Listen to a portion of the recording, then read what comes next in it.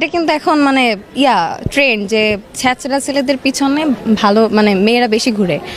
ভালো ছেলেরা কি করবে, সব সময় মানে পড়াশোনায় বিজি থাকবে, নিজের ক্যারিয়ার গড়ানোর জন্য, নিজেকে এস্টাবলিশ করার জন্য সবসময় বিজি থাকবে না। কিন্তু খারাপ ছেলেরা তো ওগুলো করে না। খারাপ ছেলেরা কীভাবে মেয়েদের পিছনে টাইম ওয়েস্ট করা যায়, কীভাবে টাকা ওয়েস্ট করা যায়, বাবা মার মানি কীভাবে ওয়েস্ট করা যায়, ওর পিছনে সবসময় পড়ে থাকবে খারাপ ছেলেরা।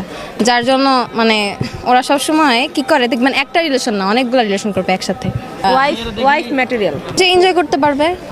এখন আমার প্রেক্ষিতে কিন্তু আমি আসলে জানি না, আমি কখনো রিলেশন করি নাই, সো আই ডোন্ট নো।